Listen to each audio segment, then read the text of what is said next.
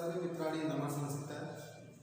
हम लोग प्रतिदिन की तरह जो है आज भी संस्कृत साहित्य में क्रियाधार जोनियम का अध्ययन कर रहे थे। इसके पहले हम लोगों ने 32 श्लोक तक जो है अध्ययन कर चुके थे। आज जो 33वें श्लोक में का अध्ययन करेंगे। तो पहले देखेंगे किसका कथन है, द्रौपदी का कथन है। यह हमेशा ध्यान देंगे कि यह कथन किसका है। अब जैसे यह द्रौपदी का कथन है, द्रौपदी। अब देखते हैं, हम आज श्लोक का वाचन करते हैं। अवंध कोपस्य विहंतुरापदां भवन्ति वस्याश्रयमेव देहिना अमर शून्येन जनस्य दंतना न जातहार्देन न विदुषः। क्या करेंगे? अवंध कोपस्य का मतलब है जो बधा न हो, अर्थात सफल क्रोध वाले। क्या है? सफल क्रोध वाले। सफल क्रोध वाले। कैसे सफल क्रोध वाले? विहंतुरा। विहंत आपदा माने आपदा को, और विहंत नष्ट करना। तो हम लिख देंगे आपदा को नष्ट करने वाले। आपदा से रास्ता से आपदा हो गया, विहंत माने नष्ट करने वाले। तो आपदा को नष्ट करने वाले कौन? जिनका सफल क्रोध होता है वो कैसा होता है? आपदा को नष्ट करने वाले। क्या कह रहा है? स्वयं देखेंगे यहां से, स्वयं देखना मतलब प्राणी से देंगे कि लोग जो है स्वयं वश्य माने वश्य से लेंगे। वश में भवंती हो जाता है, हो जाते हैं।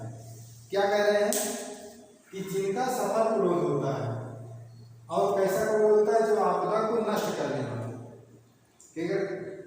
द्रौपदी कह रही है कि हे महाराज युधिष्ठिर, जिनका जो सफल क्रोध वाले होते हैं, और जिनका क्रोध जो होता है क्या होता है? आपदा को नष्ट करने वाला। ऐसा क्रोध जिसके द्वारा जो है आपदा को नष्ट किया जाए, क्या होता है कि उसके स्वयं, उसके जो स्वयं ही क्या हो जाते हैं? प्राणी लोग, प्राणी से लोग होते हैं, स्वयं उसके पास में हो जाते हैं।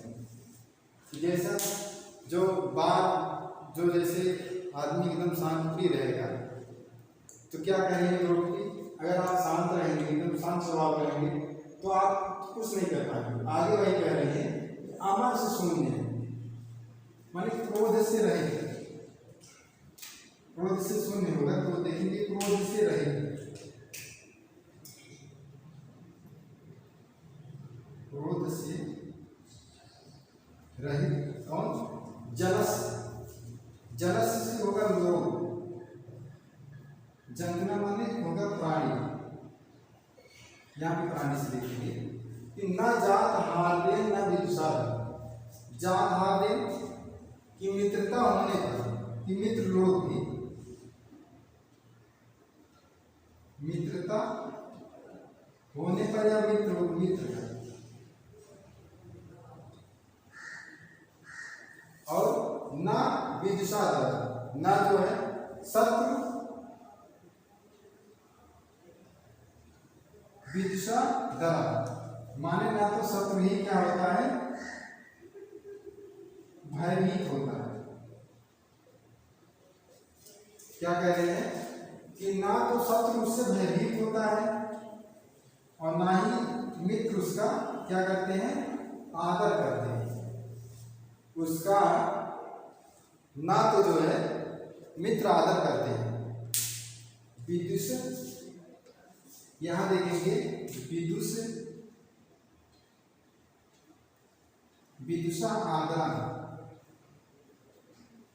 विदुषा आदरा से हो जाएगा कि आदर माने आदर करना, और विदुषा विद्युत विदुष प्लस आदरा से होगा, आदरा से होगा भय, भय का इसे दिया गया है कि ना तो जो मित्रगण है उसका आदर ही करते हैं और ना ही जो है शत्रुगण उससे क्या करते हैं, भयभीत रहते हैं। तो वही द्रौपदी कह रही है कि हे महाराज युधिष्ठिर, ऐसे लोग कैसे, जिनका क्रोध सफल होता है, जिनका क्रोध सफल होता है, ऐसे लोगों के बस में लोग स्वयं ही हो जाते हैं। प्राणी जन या मनुष्य जन उसके बस में स्वयं ही हो जाते हैं। जैसे वह क्रोध, जो सफल क्रोध वाला है, जो कभी कभी क्रोध जैसे किया और जान रहे हैं कि यह व्यक्ति अगर क्रोधित होगा या गुस्से में होगा तो यह कुछ ना कुछ हानि कर देगा, इससे बच के रहना चाहिए, तो लोग उससे डरेंगे। तो वही कह रही है कि जो सफल क्रोध वाले होते हैं उनका जो है, उनका लोग, उनके जो लोग बस में खुद हो जाते हैं कि उसको कहना नहीं पड़ता कि आप जो है ये काम करिए, लोग स्वतः ही उस काम को करने लगते हैं। लेकिन वही कह रहे हैं कि जो क्रोध से रहित होता है, जिनको कभी क्रोध ही ना आए, जैसे द्रौपदी का युधिष्ठिर को संबोधित करके कह रही है कि हे महाराज युधिष्ठिर, कि अगर जो व्यक्ति क्रोध से रहित रहे, जैसे वह कभी क्रोध नहीं करता, तो मित्रगण, जो मित्र हैं वह उसका आदर नहीं करेंगे, अरे चलिए क्या कर लेंगे। जैसे अगर कोई व्यक्ति शांत प्रिय है तो मित्र भी रहेंगे, अरे वही तो है क्या कर लेंगे, क्या वो जान रहा है कि भाई क्रोध कभी करते ही नहीं।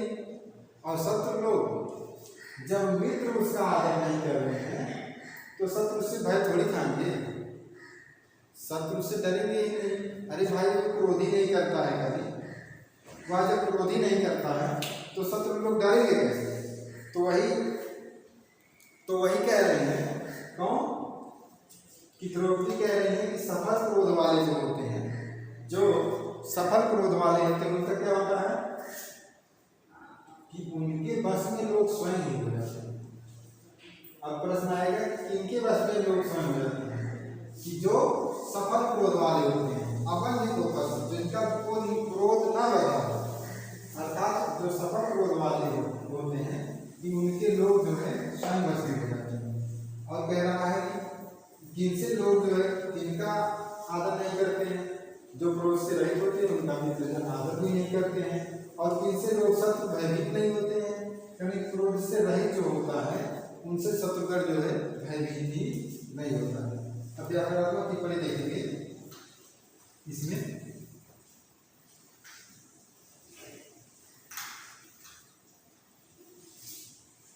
आबंध, आबंध में है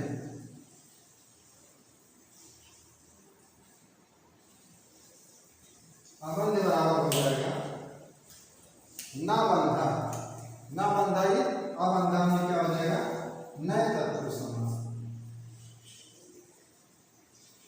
अबंध्या न बंध्या में नए तत्पुरुष समास हो जाएगा। और क्या होगा, कह रहा है कि बंध, बंध या टिप्पणी देखेंगे, बंध प्लस हृदय प्रत्यय, हृदय प्रत्यय से मिलकर बनता है क्या है, अबंध्या। अब कोपा देखेंगे, कोपा में क्या है, उप प्लस घय प्रत्यय, कोपा में उप प्लस घय प्रत्यय, उप प्लस घय प्रत्यय मिलकर बना है, क्या पर बना है, कोपा बना है। आप कह रहे हैं अब इसमें जो है अबंध कोपस से हो जाएगा, जब अबंध कोपस में समास अगर पूछेगा, अगर इसमें पूछ ले कि कौन सा समास है, तब क्या लगाएंगे, बहुव्रीहि समास, बहुव्रीहि समास है। और कौन सा है, अबंध कोपस में षष्ठी विभक्ति एक वचन, कौन सा है, षष्ठी विभक्ति एक वचन।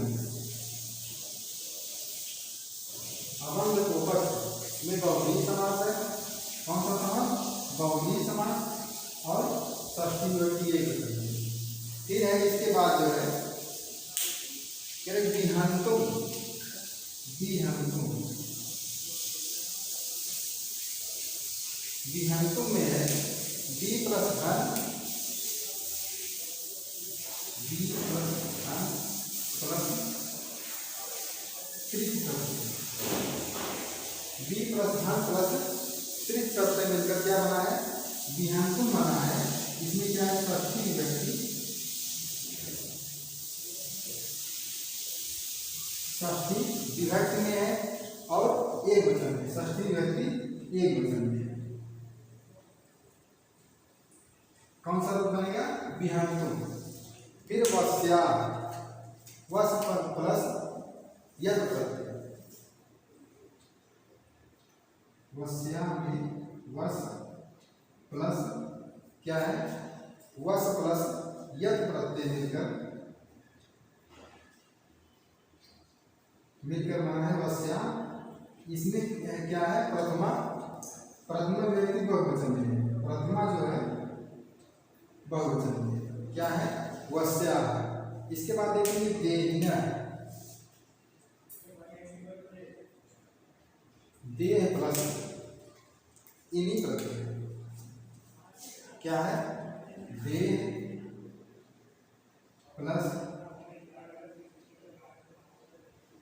इनी प्रत्यय मिलकर क्या बना है? देहिना बना है। यह जो है प्रथमा विभक्ति बहुवचन, प्रथमा विभक्ति बहुवचन में मिलकर बना है देहिना। अमर्ष, अमर्ष में देखेंगे, अमर्ष में देखेंगे नामर्षि तमर्षा। नामर्षा, नामर्षा इति अमर्षा क्या हो जाएगा? नए तत्पुरुष समास। अमर्षा में नामर्षा ही अमर्षा बराबर नए तत्पुरुष समास हो जाएगा। जात हार्देन में षष्ठी तत्पुरुष समास। जात हार्देन में देखेंगे षष्ठी तत्पुरुष समास। षष्ठी तत्पुरुष समास मिलकर बना जात हार्देन में। कह कि जातम हार्दम यस्य सः, जातम हार्दम,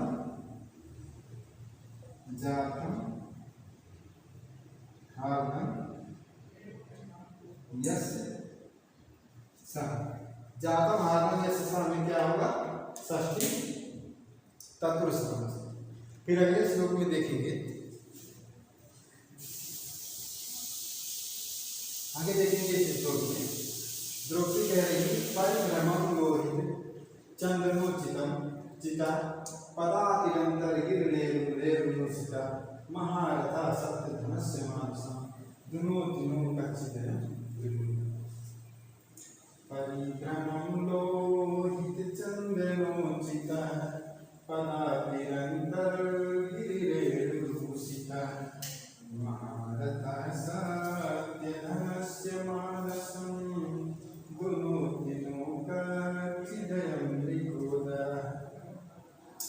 ये किस कौन से छंद में है? वंशज छंद में है।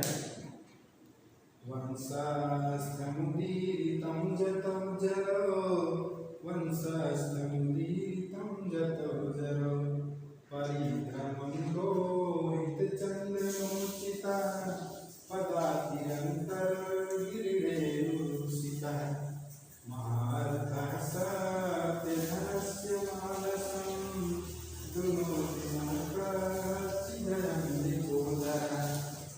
यह कह रहा है परिभ्रमण, परिभ्रमण से होगा कि घूमते हुए या परिभ्रमण करते हैं, परिभ्रमण करते हुए या घूमते हुए।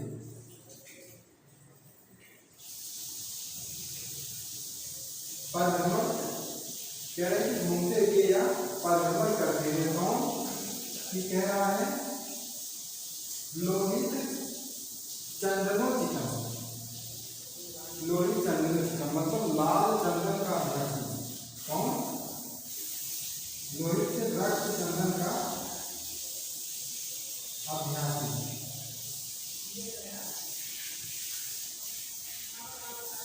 रक्त चंदन का अभ्यासी कौन?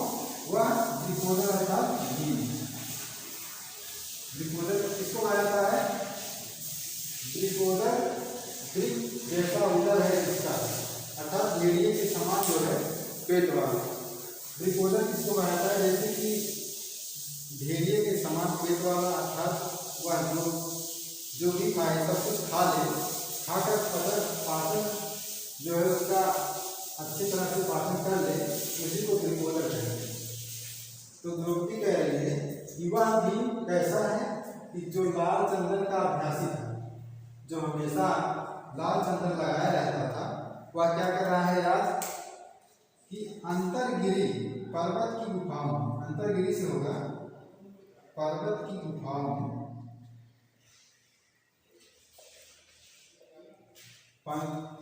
पर्वत की गुफाओं में क्या करते हैं? रेणुरूषिका पदार्थ माने पैदल, पदार्थ में भी कहते हैं पैदल, पैदल चलने पर नहीं। रेणुरूषिका क्या हो गया? धूल से दूषित हो गया है, धूल से दूषित हो गया है। यहाँ लिखेंगे धूल से दूषित हो गया। कौन? वह महारथी।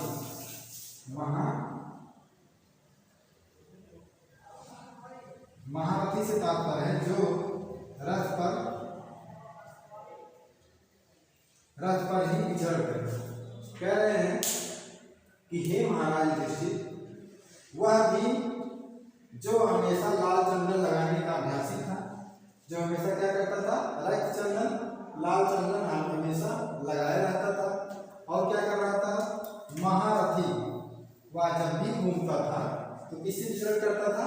वह रथों से विचरण करता था, क्योंकि महारथी था, हमेशा जो जब भी वह विचरण करता था रथों से विचरण करता था। लेकिन आज क्या कर रहा है कि पर्वत की गुफाओं में, क्या कर रहा है? पर्वत की गुफाओं में पैदल चलने से या पैदल घूमते हुए क्या कर रहा है? वह धूल से दूषित हो गया है। क्या रहा है? पैदल पर्वत की गुफाओं में पैदल चलने के कारण वह भीम कैसा हो गया कि धूल से दूषित हो गया, धूल से दूषित हो गया है। कैसे? घूमते कहाँ? पर्वत की गुफाओं में। कह रहा है कि हे महाराज युधिष्ठिर, वह भीम क्या कर रहा है कि जो लाल चंदन लगाने का अभ्यासी था, हमेशा लाल चंदन लगाने का अभ्यासी था, और जब भी विचरण करता था क्या करता था? वह रथ से विचरण करता था। जब भी वह बाहर निकलता था रथ पे निकलता था। आज वह क्या कर रहा है? पर्वत की गुफाओं में जो है विचरण कर रहा है, पर्वत की गुफाओं में विचरण कर रहा है। और कैसे? पैदल चल रहा है। पैदल चलने से वहाँ क्या गया है? उसका जो शरीर है पूरा धूल से दूषित हो गया है। उसका शरीर कैसे हो गया है? धूल से दूषित हो गया है। तब कह रही है कि ये दृष्टि क्या कर रही है कि जो आप सत्य प्रतिज्ञ, सत्य प्रतिज्ञ, सत्य प्रतिज्ञ, सत्य धनस, सत्य ही धन है जिसका, क्या है? सत्य ही धन है जिसका, अर्थात कौन? वह युधिष्ठिर। युधिष्ठिर को तो सत्यवादी कहा जाता है कि सत्य ही धन है जिसका, और युद्ध में स्थिर रहने पर। उनका ये उदाहरण और भी है कि युद्ध में स्थिर कौन रहता है? युधिष्ठिर रहता है। और कौन है? सत्य प्रतिज्ञ। कह रहे कि हे सत्य प्रतिज्ञ युधिष्ठिर जी, क्या मानसम माने आपको मन, आपके मन को दोनों दुखी नहीं कर रहा है? दोनों से होगा संतप्त या दुखी, संतप्त लिखेंगे या दुखी, नो से नहीं। कच्चित, कच्चित से होगा क्यों? अब यम से है, यम से होगा यह। कह रहे क्या हे महाराज युधिष्ठिर, सत्य प्रतिज्ञ वाले, सत्य प्रतिक्रिया सत्य ही धन है जिसका ऐसे युधिष्ठिर आपके क्या यह भीम इस भीम की दुर्दशा को देखकर कहते कि इस भीम की दुर्दशा को देखकर क्या आपका मन जो है तनिक भी दुखी नहीं हो रहा है, तनिक भी संतप्त क्यों नहीं हो रहा है? कि भाई कह रहे हैं कि वह युधिष्ठिर वह भीम क्या था, हमेशा जो है रक्त चंदन का अभ्यासी था और जब भी बाहर निकलता था वह रथों से निकलता था, कभी वह पैदल विचरण नहीं कर रहा था।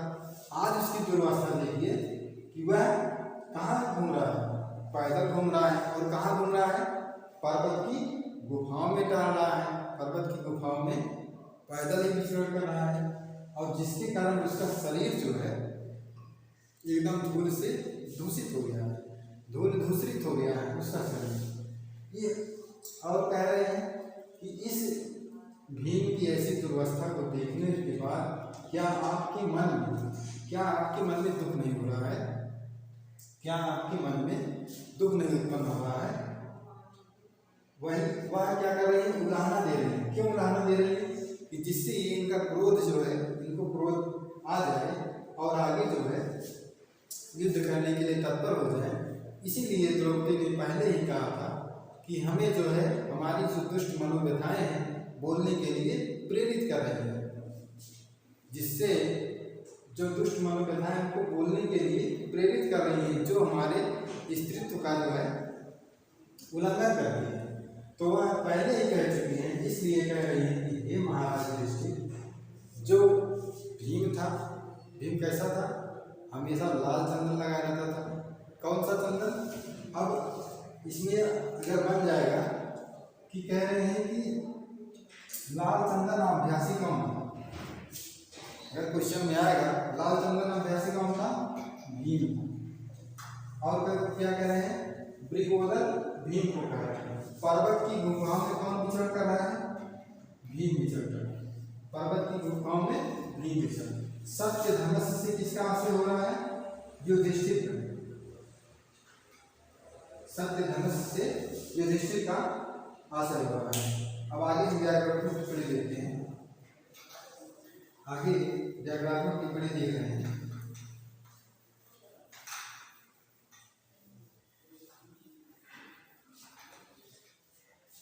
कह रहा है कि परिभ्रमण देखते हैं। परिभ्रमण में है परिभ्रमण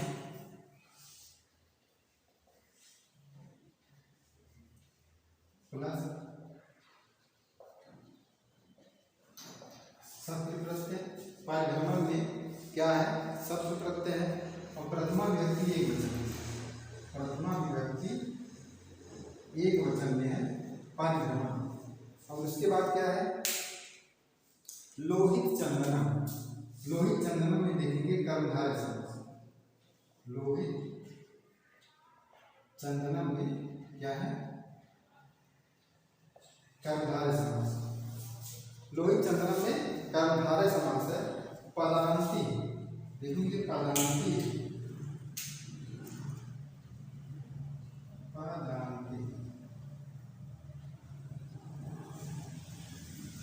पदांती में देखेंगे पाद प्लस पद क्या है, पाद प्लस पद प्लस अर्थ प्लस ईड प्रत्यय से क्या बना है, उपपद तत्पुरुष समास। उत्पद तत्पुरुष समास है। और इसके बाद अंतर्गिरी। अंतर्गिरी तो काफी बच्चे जानते हैं। अंतर्गिरी में क्या है, अव्ययी भाव समास। अंतर्गिरी में क्या है, अव्ययी भाव समास है। और उसके बाद रूसिता। रूसिता देखेंगे, रूसिता में रूस प्लस का रूस प्लस कट प्रत्यय मिलकर क्या बना है, रूसिता बना है। और रेड रूसिता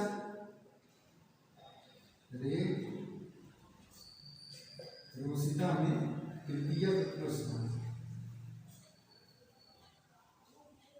तृतीय तत्पुरुष समास। रेड रोसिटा में जो है तृतीय तत्पुरुष समास है। सत्य धनस, सत्य धनस देखेंगे, सत्य धनस में जो है बहुव्रीहि समास है। और महारथा, महारथा और सत्य धनस में क्या है, बहुव्रीहि समास।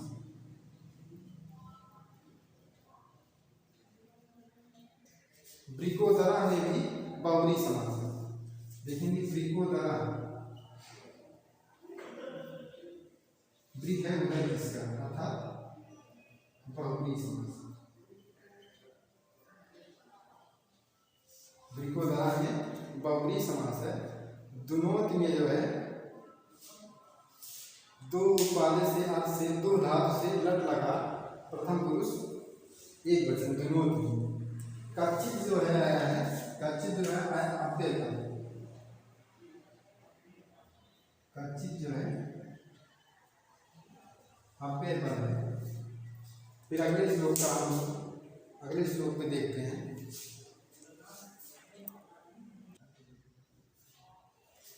फिर देखते हैं इस श्लोक को। कह रहा है कि विजित्य प्राज्यमय चतुर्थरान् कुरून् गुप्यं वसुवासोपमा सवल्कवासांस तवाधुनाः करोति मन्युं न कथं धनंजय। विजित्य प्राज्यमय चतुर्थरान् कुरून् गुप्यं वसुवासोपमा सवल्कवासांस तवाधुनाः करोति मन्युं न कथं धनंजय।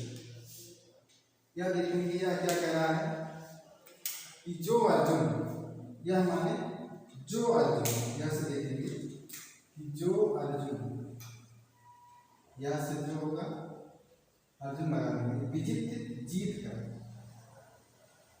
क्या करता था, जीत कर। क्या जीतता था, प्रयाज, प्रयाजन से पर्याप्त मात्रा में, पर्याप्त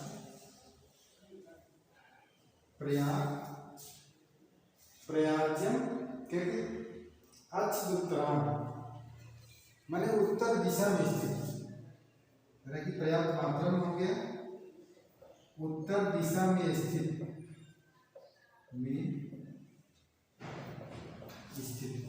क्या करेंगे, जो अर्जुन पर्याप्त मात्रा में उत्तर दिशा में स्थित क्या था, कुरु, कुरु प्रदेश,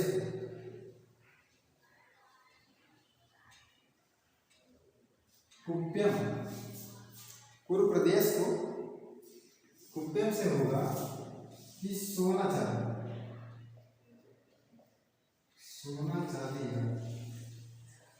वसु, वसु से होगा धन, वसु से होगा धन। वास उपमा से होगा इंद्र के समान, इंद्र के वास उपमा इंद्र के समान पराक्रमी, या इंद्र के समान बल वाला।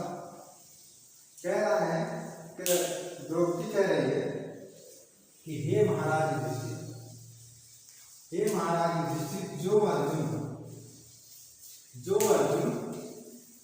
क्या कर रहा था कि आपको पर्याप्त मात्रा में, क्या कर रहा था, आपको तवा, तव से लेंगे आप पूरा देखेंगे कि कह रहा है कि जो अर्जुन आपको क्या कर रहा था, पर्याप्त मात्रा में और उत्तर दिशा में स्थित कुरु प्रदेश को जीत कर, कुरु प्रदेश को जीत कर, वह अर्जुन कैसा था, इंद्र के समान पराक्रमी, इंद्र के समान पराक्रमी वह अर्जुन। हे महाराज युधिष्ठिर, इंद्र के समान पराक्रमी वह अर्जुन कह रहा है कि कुरु प्रदेश को जीत कर, कुरु प्रदेश कहाँ है, उत्तर दिशा में स्थित, कह रहा है कि उत्तर दिशा में स्थित उस कुरु प्रदेश को, उस कुरु प्रदेश को जीतने पर जीतकर क्या करता, पर्याप्त मात्रा में सोना चांदी हीरे जवाहरात या धन आपको देता था।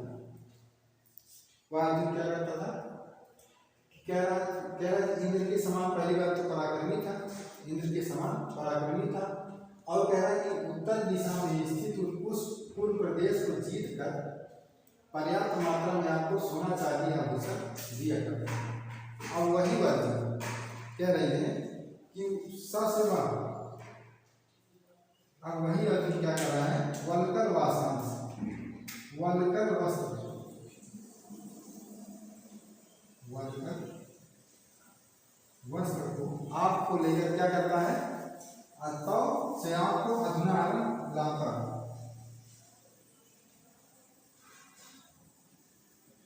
वही अर्जुन आपके लिए क्या ला रहा है, वल्कर वस्त्र लाता हुआ देखकर, कह रहे हैं कि वल्कर वस्त्र को लाते हुए देखकर इस समय कि आपका मनोमन क्रोध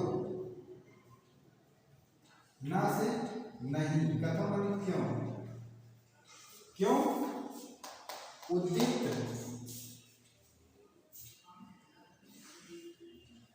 करने से हो रहा है। कह रही है धनंजय से हो गया,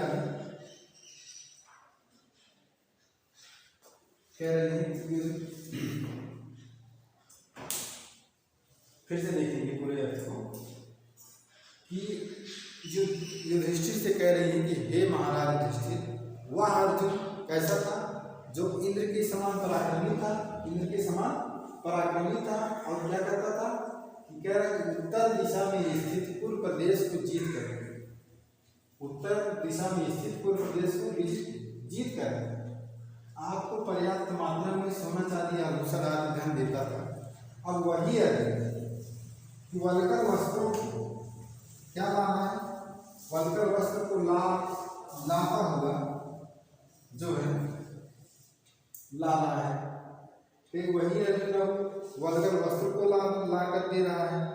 कह रहा कि आप इस अर्जुन की दीनता को देख या अर्जुन की दुर्वस्था को देखकर आपका क्रोध क्यों नहीं उद्दीप्त हो रहा है, उद्दीप्त क्यों नहीं उद्दीप्त हो रहा है। उद्दीप्त से मतलब होता है, उद्दीपन से कि आपका क्रोध क्यों नहीं बढ़ रहा है, वही करें कि आपका क्रोध क्यों नहीं उद्दीप्त हो रहा है। कि वही बात अर्जुन अब क्या कर रहा है, बेचारा दीन होकर क्या कर रहा है, वल्कर वस्त्रों को आपको ला रहा है। कह रहे कि यह दुर्वस्था अर्जुन की, एक तो पराक्रमी है और उस अर्जुन की आज ऐसी दुर्वस्था आ गई कि वह वल्कर वस्त्र आपको ला कर दे रहा है, और तब भी आप शांत हैं, तब भी आप शांत हैं, आप कुछ नहीं बोल रहे हैं। तो कह रहे कि इस अर्जुन की दीनता को देखते हुए आपका जो है क्रोध क्यों नहीं उद्दीप्त हो रहा है। अब देखिए द्रौपदी किस प्रकार से कह रहे हैं। पहले तो उन्होंने कहा राजलक्ष्मी के बारे में, राजलक्ष्मी के बारे में, फिर अपने बारे में कहा कि उस पत्नी का आपने जो है इस प्रकार से अपमान होने दिया, या राजलक्ष्मी का अपमान होते देखकर आप क्यों नहीं हुए। फिर क्या कहती है, और भीम की दुर्वस्था बताती है, फिर जो है अर्जुन की दुर्वस्था बता रही है। फिर अगले क्रम में जो है, अगले क्रम में हम देखते हैं वहाँ पर नकुल और सहदेव की दीनता बता रही है। वह ऐसा क्यों कर रही है, क्योंकि जान रही है कि अगर वे उनका क्रोध जब उद्दीप्त हो जाएगा तो वह अपने राज्य पाने के लिए कुछ ना कुछ उपाय करेंगे। इसलिए ऐसी जो है ऐसी बातों से उदाहरण दे रही है कि जिससे उनका क्रोध उद्दीप्त हो। अगले श्लोक में हम देखेंगे,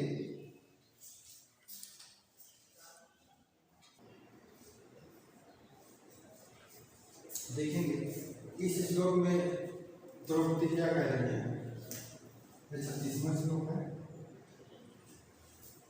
कि कह रही है कि पहले वासी कर लेते हैं, वनार्थ सया कठिनी कृताकृति कचा चितो विश्व विराट जगत कथम त्वमेता वृत्ति संयमो यमो विलोक यम सहसे नमः। क्या कह रही है कि वनार्थ सया, वन स्थली पर शयन करने के कारण, वनार्थ शयन की वन स्थली क्या है, वन स्थली में शयन करने के कारण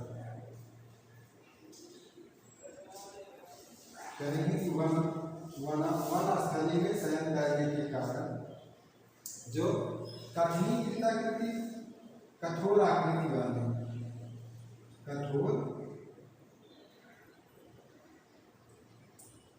आकृति वाले कह रहे हैं कचा चितो से बिखरे हुए केसों से बिखरे हुए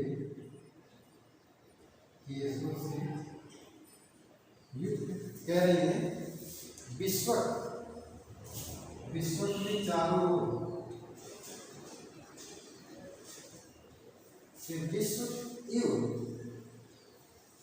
विश्वक युग से होगा समान आगजव से होगा पर्वती आगजव से पर्वत से लिया गया है, यहाँ पर पर्वती हो जाएगा और गजब हाथियों के समान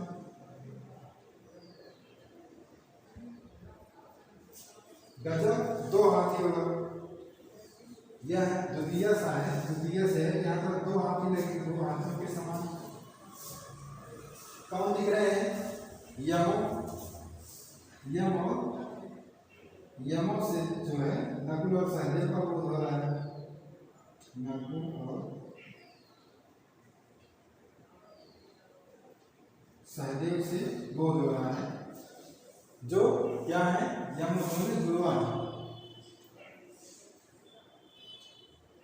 जुड़वा भाई है ना, नकुल और सहदेव कह रही है कि हे महाराज युधिष्ठिर, जो वनस्थली में शयन करने के कारण कठोर आकृति वाले हो रहे हैं। वनस्थली में शयन करने के कारण कठोर आकृति वाले कौन हो गए हैं? वह नकुल और सहदेव कैसे हो गए हैं? कठोर आकृति वाले हो गए हैं। और क्या हो गए हैं कि कह रहे हैं चारों ओर बिखरे हुए केसों से। भाई वहां पे कोई सौंदर्य प्रसाधन तो था नहीं शीशा करने कि वह अपने केस को जो है झाड़ते, तो कह रही है कि जब बिखरे हुए केसों से युक्त होने से, कि उसके चारों ओर जो है बिखरे हुए केसों से युक्त होने से वो कैसे दिख रहे हैं?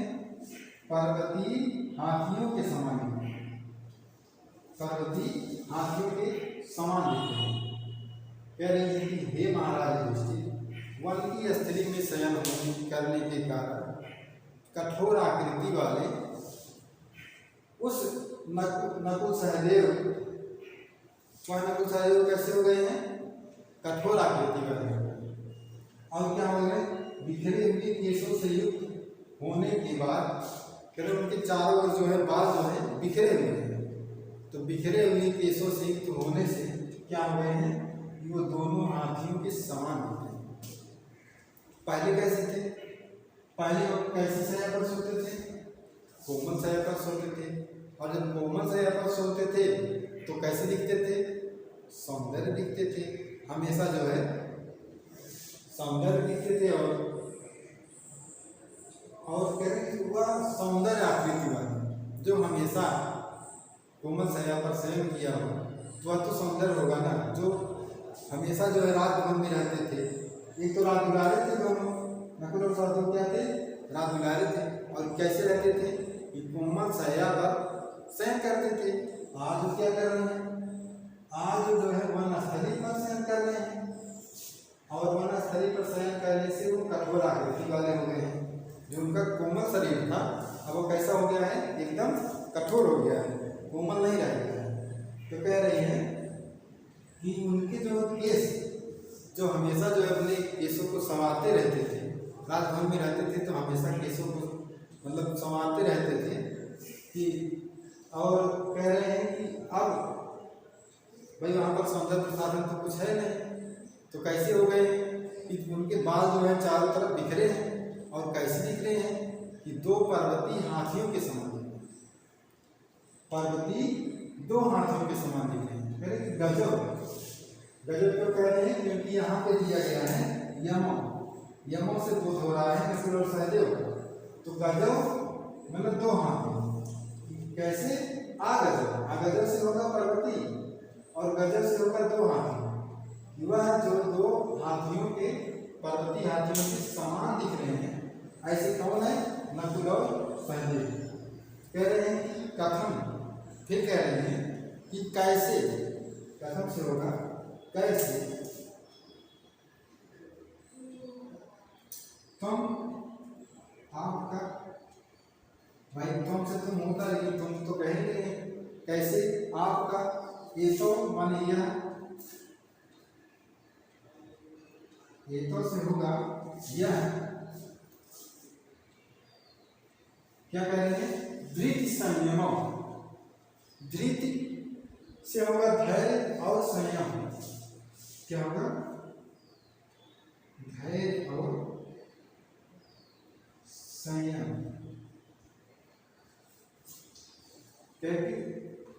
धैर्य और संयम जो है, ना से नहीं, ना से क्या तात्पर्य है? बाधितुम माने त्याग देने के लिए। क्या त्याग देने के लिए? इनको देख कर, विलोक से होगा इनकी दुर्वस्था को देख कर क्या करें? विलोक ना उत्सते, उत्साहित माने क्या उद्धत नहीं होते हैं, उद्धत नहीं होते। क्यों नहीं होते? बाधितुम त्याग देने के लिए, त्याग देने के लिए। अब कह रहे हैं हे महाराज युधिष्ठिर, क्या कह रहे हैं? हे महाराज युधिष्ठिर, आपके कह रहे हैं कि हे महाराज युधिष्ठिर, कह रहे हैं कि वनस्थली में सोने के कारण पहले क्या थे? कैसे सोते थे? कोमल शैया पर शयन करते थे। कौन? वह नकुल और सहदेव। और क्या करते थे? हमेशा केशों को संभाले रहते थे। केशों को संभाले रहने के कारण कैसे दिखते थे? सौंदर्य दिखते थे, सुशील और सौंदर्य दिखते थे। आज कैसे हो रहे हैं कि वन स्थली में शयन करने के कारण कठोर आकृति वाले हो गए हैं और बिखरे हुए केशों से, मतलब चारों तरफ उनके जो है केश बिखरे हुए हैं और इस प्रकार से लग रहे हैं कि दो पर्वती जैसे हाथी, पर्वत पर रहने वाले दो पर्वती हाथियों के समान दिख रहे हैं। ऐसी दुर्वस्था को देख, कह रहा है ऐसी नकुल और सहदेव की दुर्वस्था को देख करके आपका जो धैर्य और संयम क्यों उद्धत नहीं हो रहा है?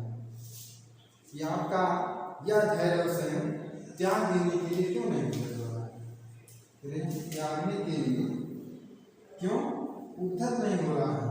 कि उनकी दुर्वस्था को देख कर आपका यह क्या धैर्य और संयम,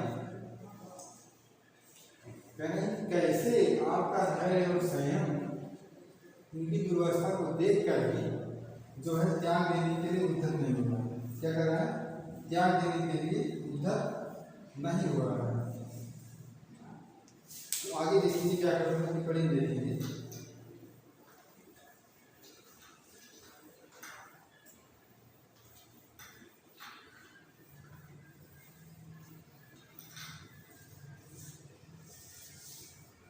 वनांत, वनांता देखेंगे। वनांता का क्या करेंगे? वनस्य अंता ही वनांता। क्या होगा?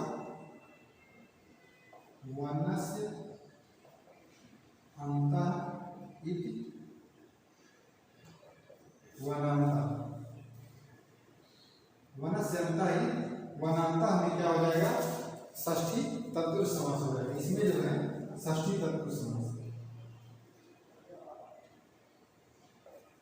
वनस्य अंता ही वनांता।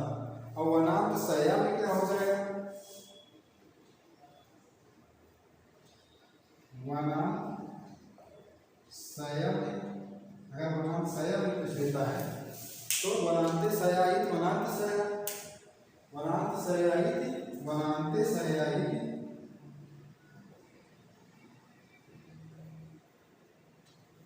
इति वनांत शया ये क्या हो जाएगा, शुभ शुभा समास हो जाएगा या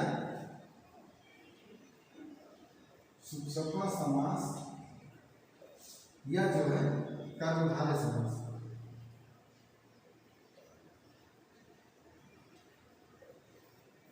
क्या हो जाएगा, वनांते सयाई वनांत सया, ये शुभ शुभा समास या कर्मधारय समास हो जाएगा।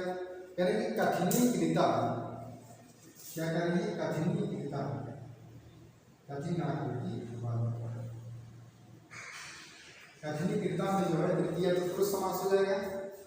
क्या हो जाएगा, कचाचितम में जो है इसमें भी तृतीय तत्पुरुष समास हो जाएगा।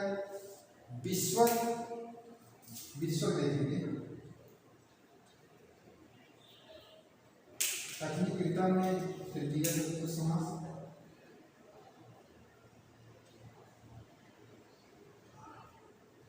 विश्वक में देखेंगे 20 प्लस अंश धातु से गुण प्रत्यय, क्या होगा, 20 प्लस अंश धातु से क्यूब प्रत्यय मिलकर क्या बनेगा, विश्वक बन जाएगा।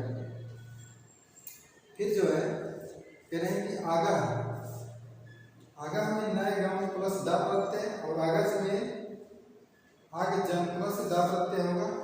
धृत संयमो देखेंगे, धृत संयमो, धृत संयमों में देखेंगे कौन सा समास है,